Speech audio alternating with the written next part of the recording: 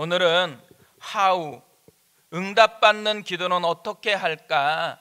how, 응답받는 기도는 어떻게 할까라는 제목으로 하나님의 말씀을 살펴보겠습니다. 지난 한 주간 가을 특별 새벽 부흥회로 하나님 앞에 나아갔습니다. 현장에서 함께 예배를 드리면 정말 좋았을 것 같은데 너무너무 아쉬움이 있었습니다. 또 준비할 때까지만 해도 고민이 많이 있었습니다. 미루었다가 현장이 열렸을 때 함께 드릴 수 있을 때 그때 함께 기도하면 좋겠다라는 생각도 있었고요. 또 막상 영상으로 이제 하겠다고 결정을 하고 나니까 미리 녹화를 해서 보내는 게 좋을지 아니면 현장 예배를 바로 송출할 것인지, 그러다가 지난주처럼 현장 예배를 드리는 것을 실시간으로 송출하는 것으로 특세를 진행했었는데요, 저는 개인적으로 잘했다라는 생각이 참 많이 들었습니다. 왜냐하면 이 코로나로 힘든 이때가 더 기도를 해야 될 때라는 생각이 들었습니다. 또 하나, 먼저 제가 방송인은 아니잖아요. 연예인도 아닌데 목사이고 예배자인데 자꾸만 영상으로 이렇게 편집해서 보내는 것보다는 현장에서 예배드리고 기도하는 그것으로 나아가는 게 좋겠다라고 생각했는데, 근데 그게 훨씬 좋았다라는 생각이 들었습니다. 이번 특세를 하면서 제 개인적으로 가장 좋았던 것이 있다면 하나님 앞에 예배드리고 기도하는 것 그것 자체였다라는 생각이 많이 들었습니다. 올해 계속해서 제 마음속에 계속 일어나는 한 가지가 기도의 문이 열리는 것이었습니다. 모든 성도님들이 기도하는 기쁨을 맛봤으면 좋겠다라는 이 마음이 계속해서 있었습니다. 그래서 하나님의 이름으로 기도하기라는 책도 만들어서 함께 기도하려고 애쓰고도 있고, 또 하나 기도 학교를 준비하고 있었습니다. 코로나 때문에 이 기도 학교를 진행하는 것이 어려워가지고 이번 특세에서 기도 학교에서 다루고 싶었던 기도의 기초에 대한 것들을 한번 살펴보았습니다. 첫날부터 5가지 W로 기도의 기초가 무엇인지를 우리가 살펴보았거든요. 복습하는 의미에서 설교 제목만 살펴보면 이렇습니다. 첫날, 후, 기도는 하나님과 대화하는 것이다. 둘째 날은 when, 기도하기 가장 좋은 때는 지금이다. 셋째 날은 what, 무엇을 기도하면 좋을까? 넷째 날은 where, 가는 곳마다 기도의 흔적을 남기라. 다섯째 날은 why, 왜 기도해야 하는가? 오늘은 how입니다. 응답받는 기도는 어떻게 할까? 오늘은 느헤미야 기도를 통해서 응답받는 기도의 비밀을 좀 살펴보았으면 좋겠습니다. 이 느헤미야 기도는 너무나 유명한 기도입니다. 예루살렘 성이 무너진 채로 귀환하였던 백성들이 살아가고 있다라는 말을 들었을 때 느헤미야가 금식하면서 기도한 내용입니다. 이 기도를 살펴보면 느헤미야가 구체적으로 기도하고 있는 것을 정리해보면 2가지입니다. 하나는 예루살렘으로 돌아갈 수 있는 문을 열어달라는 것입니다. 9절을 보면 만일 내게로 돌아와 내 계명을 지켜 행하면 너희 쫓긴 자가 하늘 끝에 있을지라도 내가 거기서부터 그들을 모아 내 이름을 두려고 택한 곳에 돌아오게 하리라 하신 말씀을 이제 청하건대 기억하옵소서. 내 이름을 두려고 택한 곳에 돌아오게 하리라 하신 말씀을 기억해 달라는 거예요. 무슨 말이겠어요? 3차 귀환이 열리도록 허락해 달라는 것이죠. 두 번째로는요, 그 일에 자기도 참여하도록 사용해 달라는 것입니다. 11절을 보세요. 주여 구하오니 귀를 기울이사 종의 기도와 종의 이름을 경외하기를 기뻐하는 종들의 기도를 들으시고 오늘 종이 형통하여 이 사람들 앞에서 은혜를 입게 하옵소서 하였나니 그때에 내가 왕의 술관원이 되었었느니라. 이런 일을 현실적인 영역에서 결정하게 되는 왕하고 신하들의 마음을 움직여 달라는 것이에요. 그 마음을 움직여서 어떻게 해달라는 거예요? 자기도 참여할 수 있도록. 무너진 성벽을 재건하고 싶으니까 자기도 사용해 달라고 그렇게 구하고 있는 것이죠. 하나님께서 이 두 가지 기도를 다 어떻게 했어요? 응답해 주셨습니다. 3차 귀환이 시작됐고 느헤미야는 이들의 지도자가 되었습니다. 어떻게 보면 느헤미야 구조는 굉장히 심플합니다. 1장에서 느헤미야가 이것을 기도했고 2장부터는 그 기도의 응답이 실제적인 모습 속에서 어떻게 이루어지고 있는가를 다 정리한 것이 느헤미야서라는 거죠. 저는 이 느헤미야서를 보면서요, 우리가 그랬으면 좋겠다는 생각이 정말 많이 들었습니다. 우리 삶이 느헤미야서처럼 되었으면 좋겠어요. 아침에 일어나가지고 기도를 해요. 하루의 삶은 뭐예요? 그 기도 응답이 삶에서 구체적으로 이루어지는 이야기가 하루 삶이고, 일주일 매주마다 이렇게 모여서 예배하고 기도를 드려요. 일주일의 삶은 우리가 기도하면서 응답받았던 그것이 삶에서 이루어지고 구현되는 이야기라면 얼마나 좋겠어요. 우리의 삶이 진짜 느헤미야처럼 됐으면 좋겠어요. 기도하고 기도가 삶이 되어지는 것, 기도하고 응답받았던 것이 내 삶에서 하나하나 이루어지는 것을 맛보는 기쁨이 되어지는 것, 이게 느헤미야서였고, 이게 느헤미야의 삶이었고, 이게 우리의 삶이 되기를 원하시는 하나님의 마음이라는 거죠. 그래서 느헤미야서를 기록해 놓았다라는 것입니다. 이 느헤미야의 기도를 살펴보면 볼수록요, 느헤미야가 무턱대고 자기 마음대로 기도한 게 아니라 응답받은 기도의 원리를 따라서 기도했다라는 것을 알게 되어집니다.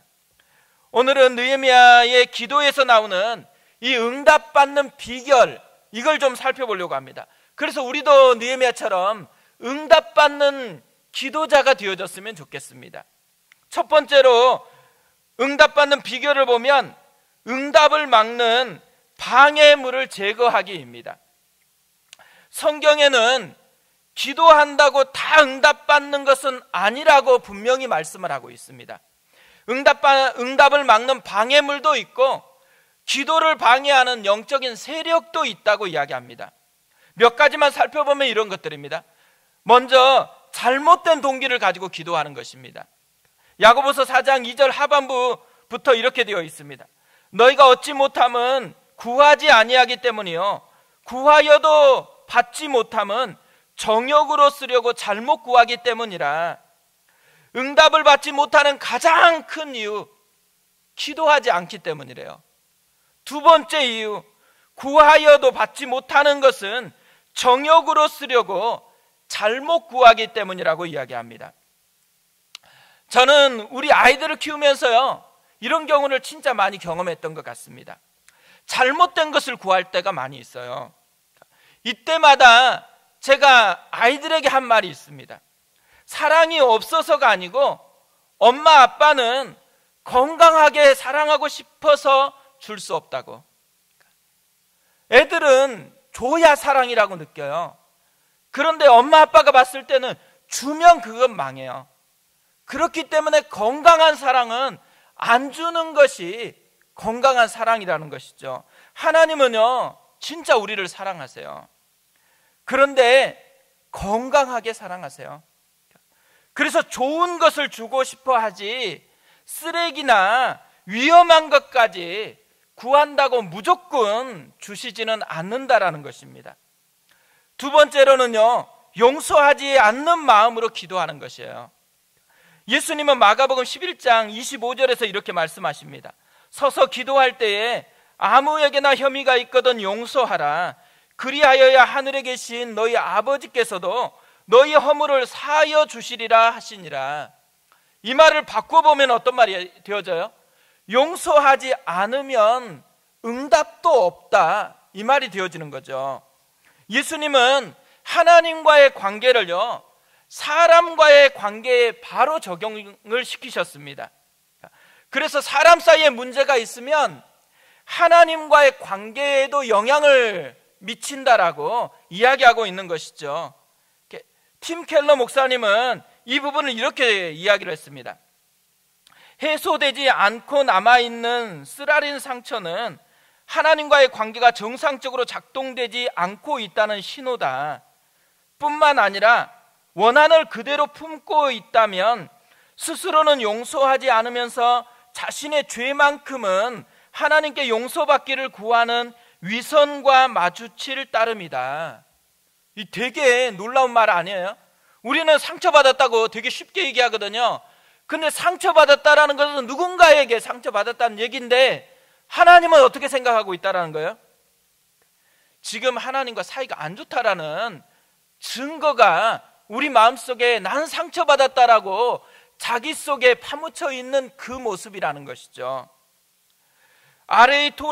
토레이 목사님도 이 부분을 이렇게 얘기를 했습니다. 우리에게 잘못된 자를 향해 혹은 우리에게 잘못했다고 생각하는 자를 향해 상한 마음 가지는 것이 바로 우리가 응답받지 못하는 기도 생활을 하는 가장 빈번한 원인인 것임을 당신은 알고 있는가? 우리가 진심으로 기도의 능력을 원한다면 먼저 우리는 자신의 마음을 살펴서 다른 사람을 향해 품은 적개심을 주님 앞에 밝히 드러내 놓아야 한다. 그 후에 우리는 하나님을 바라보도록 해야 한다. 용서하지 않는 상한 마음으로는 하나님 앞에 나갈 수가 없다라는 거죠. 그것을 내려놓고 하나님의 용서를 힘입어서 용서함으로 나아가야 된다라고 이야기하고 있습니다. 세 번째로는요, 의심하는 마음으로 기도할 때 응답이 안 된대요. 야고보서 1장 5절 7절에서 이렇게 말씀합니다. 너희 중에 누구든지 지혜가 부족하거든 모든 사람에게 후히 주시고 꾸짖지 아니하시는 하나님께 구하라. 그리하면 주시리라. 오직 믿음으로 구하고 조금도 의심하지 말라. 의심하는 자는 마치 바람에 밀려 요동하는 바다 물결 같으니 이런 사람은 무엇이든지 주께 얻기를 생각하지 말라. 하나님이 어떤 분이라고요? 후히 주시고 꾸짖지 아니하시는 분이에요. 구하면 주시는 분이래요. 그런데도요, 응답을 받지 못하는 사람이 있어요. 의심하는 사람입니다. 의심하는 사람은 아예 받을 생각도 하지 말래요.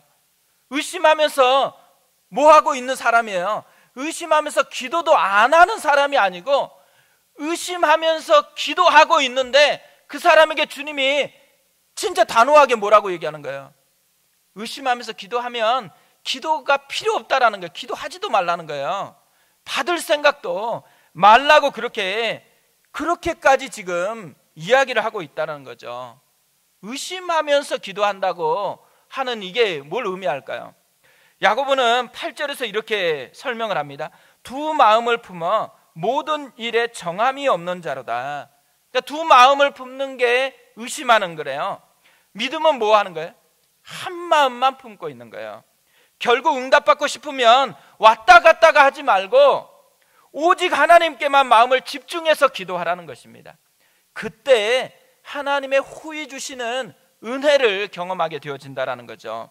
한 가지만 더 살펴보면 죄입니다. 죄. 저는 이것이 하나님이 가장 싫어하는 것이라는 생각을 하게 되어집니다.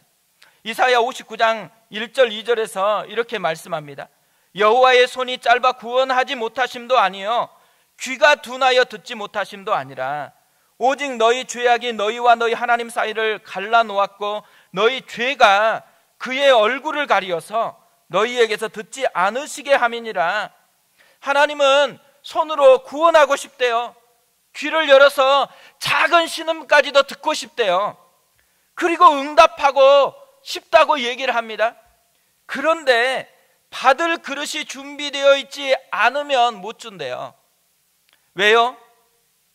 더러운 그릇에 음식을 담아 주어도 그것까지 오염돼 가지고 먹지를 못하기 때문에 줄 수가 없다라는 것입니다. 그래서 우리의 죄가 하나님의 얼굴과 우리 사이를 가로막고 있는 커튼 역할을 하고 있다고 그렇게 표현을 하고 있습니다. 기도할 때 우리가 해야 하는 게 뭐겠어요? 이 커튼을 열고 하나님의 보좌 앞으로 나아가야 된다라는 것이죠. 커튼을 쳐놓은 상태에서 구하면은 의미가 없다라는 거예요. 이 죄의 커튼을 여는 방법이 뭘까요? 요한일서 1장 9절에서는 이렇게 말씀합니다. 만일 우리가 우리 죄를 자백하면 그는 미쁘시고 의로우사 우리 죄를 사하시며 우리를 모든 불의에서 깨끗하게 하실 것이요. 더 헌신하는 것, 더 보상 심리로 뭔가를 열심히 하는 게 아니라 자백하면입니다. 자백하는 거, 잘못했다고 인정하고 고백하는 그것이 죄의 커튼을 여는 방법이라는 거죠. 죄는요, 우리 스스로의 힘으로 해결할 수가 없습니다. 하나님은 우리의 죄값으로 자신의 독생자를 십자가의 죽음에 내어주셨어요. 자백한다라는 말은 뭘 의미하는 거냐면 이 십자가의 사랑으로 용서받았다라는 이 은혜를 힘입고 내 죄를 인정하고 고백하는 것을 의미해요. 그러니까 용서를 받기 위해서 고백하는 게 아니에요. 이미 용서받았다라는 이 은혜에 대한 감사와 감격으로 내 죄를 인정하면서 그것이 하나님과 우리 사이를 갈라놓았고 그것이 하나님의 마음을 아프게 했다라는 것을 그냥 인정하고 고백하는 것이 자백하면의 의미라는 거죠. 근데 느헤미야의 기도를 살펴보면요, 이 죄 고백의 은혜가 고스란히 담겨 있다라는 것을 발견합니다. 느헤미야는 먼저 하나님과 자신 사이를 가로막고 있는 이 죄의 커튼을 여는 것으로 기도를 시작을 합니다. 6절 7절을 보세요. 이제 종이 주의 종들인 이스라엘 자손을 위하여 주야로 기도하오며 우리 이스라엘 자손이 주께 범죄한 죄들을 자복하오니 주는 귀를 기울이시고 눈을 여시사 종의 기도를 들으시옵소서. 나와 내 아버지의 집이 범죄하여 주를 향하여 크게 악을 행하여 주께서 주의 종 모세에게 명령하신 계명과 율례와 규례를 지키지 아니하였나이다. 죄를 자복하는 것으로 기도를 시작하고 있어요. 이스라엘의 죄악을 나와 아버지의 죄악으로 품어요. 그리고 이스라엘의 죄를 있는 그대로 인정하고 고백을 하고 있습니다. 한국 교회사에 나타난 강력한 부흥은요, 다 죄의 커튼을 여는 것으로 시작을 했습니다. 1903년 8월에 원산에서 2명의 여자 선교사가 부흥을 달라고 이 부흥을 사모하면서 기도하기 시작했습니다. 너무 사모하는 마음이 들어지니까요, 8월 24일부터 30일까지는 근처에 있는 다른 선교사들을 다 모아가지고 하디 선교사를 강사로 모시고 한 주간 기도회를 가졌습니다. 하디 선교사는요, 1901년부터 원산과 강원도 통천 지방에서 3년간 개척 선교를 했어요. 근데 결신이 없는 거예요. 그래서 자신의 상황을 이렇게 표현을 했습니다. 나는 3년 동안 강원도에 교회가 처음 세워진 지경터 지역에서 애써 일하였으나 나는 거기서 사업에 실패하였다. 이 실패감은 나에게 말할 수 없는 타격을 주었고 나는 일을 더 할 수 없으리만큼 기진맥진하였다. 이런 하디 선교사를요, 강사로 초대한 거예요. 우리는 이런 사람 강사로 초대 안 할 것 같아요. 그런데 이런 하디 선교사를 강사로 초대했습니다. 근데 이 하디 선교사의 마음속에요, 이런 자기 속에 이 깊은 실패감과 하나님의 은혜가 대비되면서 처음에는요, 선교사들 앞에서 자신의 죄를 고백을 했어요. 그러다가 주일 오전에는 예배 때 자신이 심우하는 교회의 한국인들 앞에서 공개적으로 자신의 죄악을 낱낱이 털어놓으면서 눈물로 회개하기 시작을 했습니다. 특히 민족적 우월감, 성령의 도우심과 인도하심을 의지하기보다는 자기의 능력, 학력, 실력을 의지하는 자만감, 한국인을 미개한 민족과 무식한 백성으로 생각하는 깊은 자만심을 그대로 고백을 했습니다. 근데 이때부터요, 새로운 영적인 바람이 불기 시작했어요.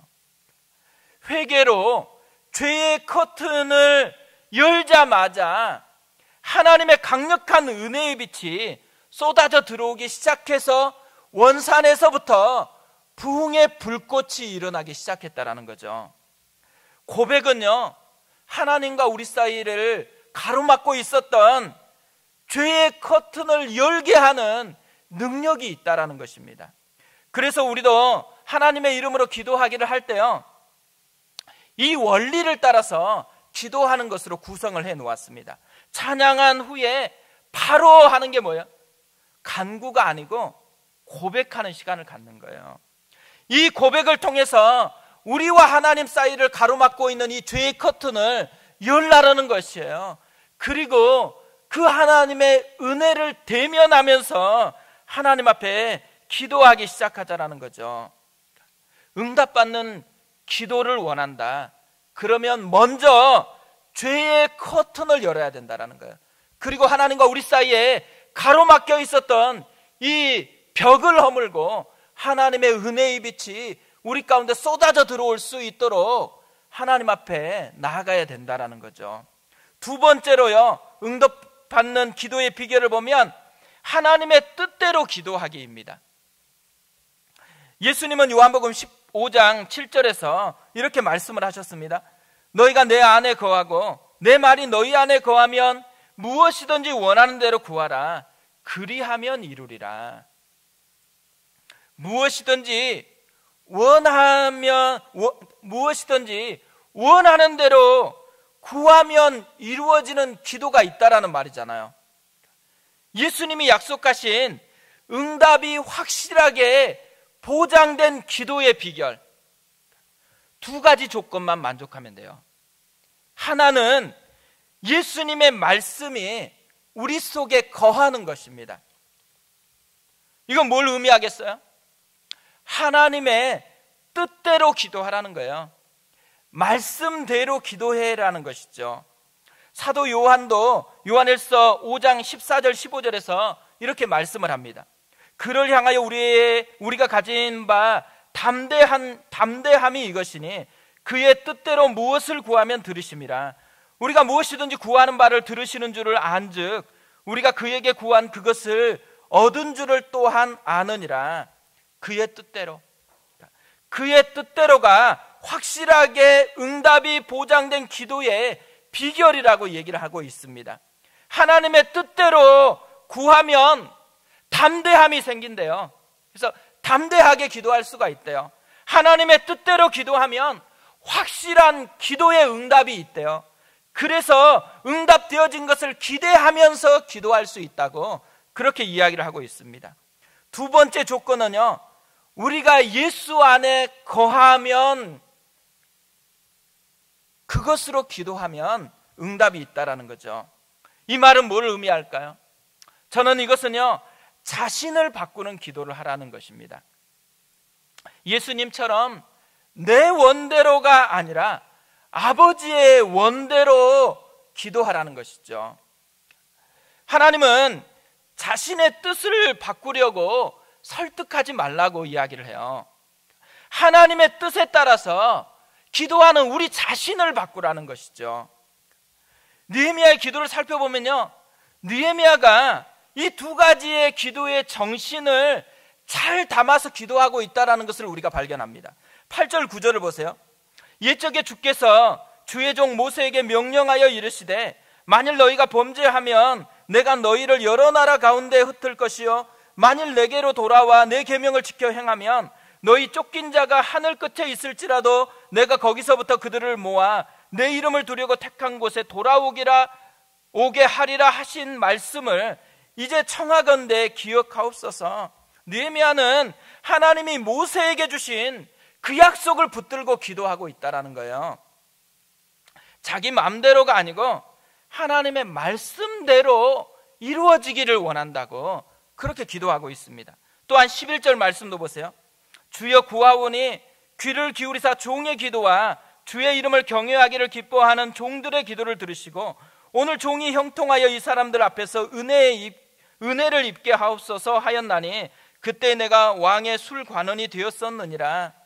느헤미야는 기도하다가요 자기도 헌신하고 싶어지는 거예요. 3차 귀환으로 나가서 그 백성이 가서 건축하면 되는데 기도하다 보니까 자기도 그 하나님의 역사에 동참하고 싶었던 것이죠. 그래서 이 사람들 앞에서 은혜를 입게 해달라고 기도하고 있는 거예요. 무슨 기도예요? 자기를 바꾸는 기도예요. 자기가 변화된 것이죠. 우리의 기도의 문제가 어디에 있을까요? 반대로 기도하는 거예요. 자기 마음대로 자꾸만 기도하면서 하나님을 바꾸려고 애를 쓰고 있는 것이죠. 이건 뭘 의미해요? 내가 하나님보다도 더 뛰어나다라는 거예요. 내가 하나님보다 더 낫다라는 교만함을 가지고 하나님 앞에 나아온다라는 것이죠. 왜 자꾸 내가 원하는 대로만 응답해 주셔야지만 그게 응답이라고 생각하고 있을까요?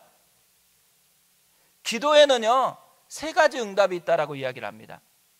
예, 아니요, 아직. 이 3가지가 다 기도 응답이래요. 건강한 대화를 우리가 한다고 생각해 보세요. 건강한 대화는 어떤 대화를 얘기해요? 나한테만 맞추라는 게 아니죠. 상대방과 이야기하다 보니까 더 나은 제3의 길이 보이는 거예요. 그러면 그 제3의 길을 향해서 합의를 하는 게 건강한 대화의 모습이잖아요. 건강한 기도는 예수님처럼 하는 거예요. 처음에는 뭐예요? 내 원대로 시작을 해요. 내 원대로 시작했다가 하나님과 대화해 보니까 내 원대로보다 하나님의 원대로가 훨씬 좋다고 생각하게 되어진 거예요. 그래서 뭐래요? 나를 바꿔요. 하나님의 원대로 되게 해 주옵소서. 이렇게 자기를 자꾸만 하나님의 뜻으로 맞춰가는 그 기도가 가장 건강한 기도의 모습이라는 거죠. 자기 필요만 계속 주장하는 것은요 강요지 기도가 아니에요. 기도는 대화하고 과정입니다. 과정.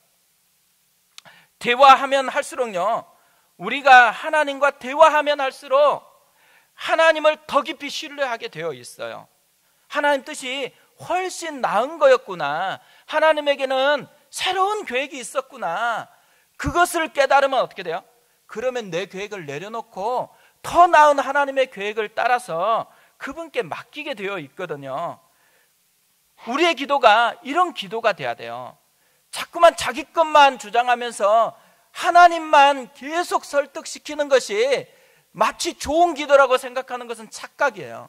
하나님은 우리가 원대로 시작했지만 대화하면서 더 나은 계획을 보여주고 그 계획으로 자꾸만 우리를 이끌어가면서 과정으로서 우리의 기도의 삶을 풍성하게 만들어주고 있다는 것이죠. 어제 우연히 짧은 동영상 하나를 보게 되었습니다. 한 청년이 나와서요 자신의 이야기를 하는데요 너무너무 가슴이 뛰기 시작하는 거예요. 제 가슴이 뛰는 거예요. 그 얘기를 듣고 있는데 찾아보니까 히스빈스라는 커피 브랜드가 있더라고요.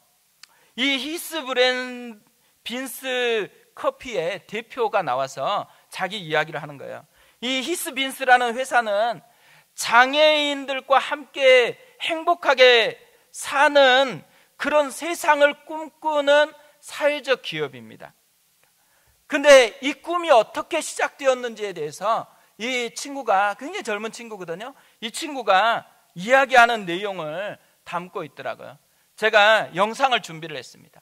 이 영상 속에 오늘 말씀에 결론이 다 담겨 있다고 생각합니다. 우리 같이 한번 영상을 한번 보겠습니다. 20대 중반이 되었을 때 이제 더 이상은 다른 사람 가는 길 이렇게 따라가는 식으로 가기 너무 답답하고 힘들어서 좀 많이 고민하는 시간을 좀 갖게 됐었습니다.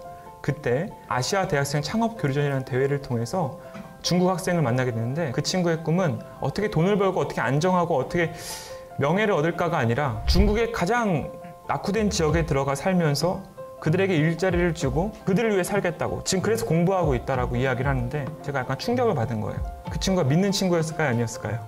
아니었어요. 나이도 저랑 같은 25살이었어요. 저는 그때 당시 제 꿈은 창업을 꿈꾸고 있었기 때문에 대박을 낼 수 있을까? 이상한 꿈을 가지고 막 도전하고 있었는데 부흥회 수련회 뭐 할 때마다 울면서 이렇게 내 인생 하나님 겁니다 라고 했지만 그때 제가 딱 저를 바라본 게 뭐였냐면 내 인생 내 거였구나 지금까지. 약간 그런 생각이 들었어요. 이건 좀 아닌 것 같은데 어떻게 해야 되지? 고민에 굉장히 깊이 있게 들어가게 됐고 귀국을 하게 돼서 6시간을 버스 타고 내려가는데 내가 왜 살아야 되고 무엇을 왜 살아야 되는지를 모르겠는 거예요. 막 혼란스러운 거예요. 한숨이 나왔어요. 하나님 진짜 살아계세요? 진짜 살아계시면 저를 왜 만드셨고 제가 앞으로 인생 30대, 40대, 50대 무엇을 위해 왜 살아야 되는지 좀 가르쳐 주십시오. 좋은 기업에 들어가고 좋은 대학원에 가서 공부하고 이런 것들 뭔가 다 도구인 것 같고 목적은 아닌 것 같은데 목적을 모르겠는 거예요. 제 인생 왜 살고 있는지. 버스 안에서 그냥 그 6시간 동안 그것만 물어봤습니다. 뭐 답을 갑자기 주시겠어요? 뭐 얘기가 없습니다. 포항에 도착을 했고 거기다 왔구나. 그런데 여전히 하나님께서 아무 말씀이 없으시네 하고 있는데 하나님 정말 가르쳐주시면 그 일이 제가 지금까지 공부하고 계획하고 창업을 준비했던 모든 일을 다 내려놓고 완전 새로운 길이 될지라도 그 일이 내가 지금 생각하는 정도의 경제적인 여건을 얻지 못할 정도의 굉장히 힘든 일일지라도 하나님 원하시는 일만 하겠습니다. 지금 가르쳐 주십시오. 그때 그대로 묘사를 하면 제 눈과 제 가슴 앞으로 두 축으로 똑같은 한 구절이 떠올랐어요. 지극히 작은 자 하나에게 한 것이 곧 내게 한 것이니라.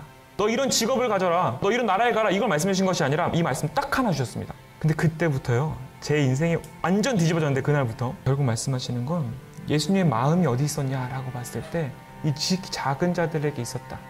우리가 이 땅 가운데 하나님께서 보내신 이유는 하나님 정말 사랑하는 자녀들 가운데 소외되고 사랑받지 못하는 사람들을 예수님의 마음으로 사랑하기 위하여서 우리가 이 땅 가운데 있구나. 달라졌어요. 이때 내가 왜 살아야 되는지도 모르고 앞으로 내 인생 어떻게 펼쳐질지 몰라서 답답하고 불안한 마음이 굉장히 컸거든요. 그런데 이 말씀 하나가 제 안에 싹 들어와서 머리끝부터 발끝까지 임정택 이꼴 이 말씀 하나가 딱 깃대버리니까 이제부터는 마음의 평안이 오더라고요.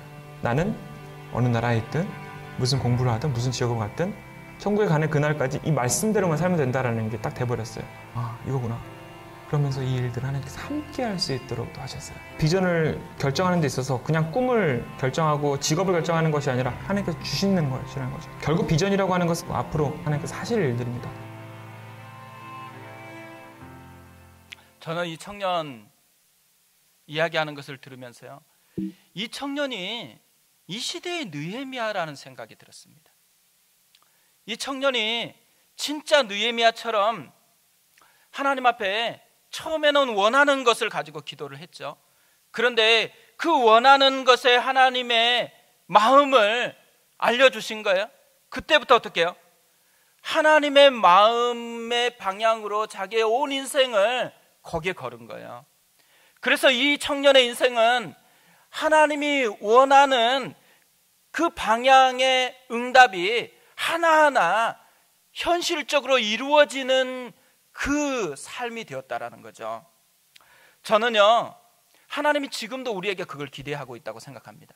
이 이야기를 들으면서요, 우리 교회가 개척되어졌을 때 생각이 났어요. 하나님 앞에 개척할 것인지 아닌지 물었을 때 맨 처음 응답 주신 거 이사야 6장. 하나님의 영광을 대면하여 드리는 그 예배가 다시 필요하다. 우리 교회에 있다라는 것은 하나님의 영광을 대면하는 예배자가 되라고 하나님이 부르셨다라는 거죠. 내 교회를 내가 세우리니, 주님이 어떻게 교회를 세워가고 있는지를 보고 주님이 세워가는 그 교회됨에 함께 동참해 가는 것, 이게 우리 교회로 부름받은 이유입니다. 이 성에 내 백성이 많다. 수많은 영혼이 죽어가고 있고 잠들어 있고 그 영혼을 살리고 싶은 마음이 있으니까 네가 한번, 또 우리 교회가 한번 그 일을 같이 해봤으면 좋겠다. 우리에게 기도할 때 하나님께서 꿈을 주셨습니다. 응답을 주셨어요. 우리의 나머지 삶은 뭐가 될까요? 이 응답이, 이 기도했을 때 받은 하나님의 꿈이 하나하나 열매가 되어져서 드러나는 것, 이게 우리의 교회입니다. 이게 우리의 삶이 돼야 된다는 거죠. 여러분, 기도할 때요, 기대해야 돼요. 하나님의 놀라움이 있습니다. 하나님의 꿈이 있어요. 하나님께서 이 시대에도 꿈을 가지고 느헤미야를 찾고 있어요.